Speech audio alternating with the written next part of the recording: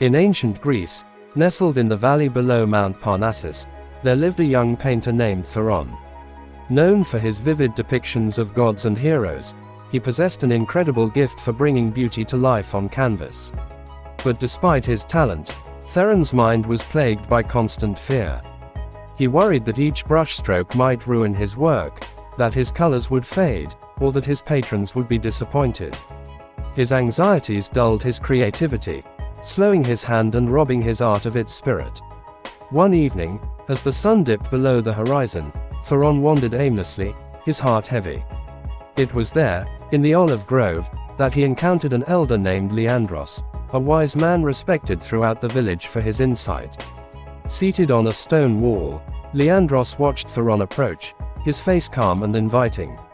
"Theron," he called out, his voice gentle but firm. "What clouds your mind, my boy?" Theron sighed, his gaze downcast. "Master Leandros, I am haunted by what may come. I fear that every painting will be my last success, that I am destined to fail before I begin." The elder nodded, his eyes sharp yet kind. "Tell me, Theron, how many times have these fears come true?" Theron hesitated. "Almost never, yet they weigh on me as if they had already happened." Leandros leaned forward, meeting Theron's eyes. "We are more often frightened than hurt, and we suffer more in imagination than in reality. Listen," Leandros continued, picking up a smooth pebble. "Let me share a tale. Once, there was a young soldier who feared battle long before he ever saw combat. In his mind, he felt the stab of every sword, the crash of every shield. Each night, he was wounded 1,000 times by fears of the morrow. And yet, beside him was an elder soldier, one who had seen many battles. This man knew that pain would come but saw no wisdom in suffering before it arrived. And when the battle finally came, it was the young soldier, though unharmed, who was tripping over his own feet and staggering under the weight of his own imagined fears.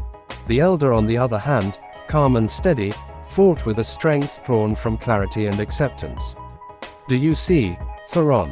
Leandros asked. "Your fears live only in your imagination, yet they sap your strength as if they were real. In reality you are more frightened than harmed, and your suffering lies not in what is real, but in your imagination. I release you from this self-inflicted curse, now live in happiness." Theron felt his heart lighten, as if a burden he'd carried for years had begun to lift. He thanked the elder, returning to his studio with a newfound sense of clarity. In the days that followed, Theron noticed a transformation within himself. He painted with a freedom he had never known, each stroke more vibrant, more alive. He no longer saw failure in every canvas but instead approached his art with acceptance and courage. His patrons marveled at his renewed spirit, and his reputation as an artist grew. Through Leandros's wisdom and Seneca's timeless words, Theron learned that life's true mastery lay not in control over fate, but in release from imagined suffering.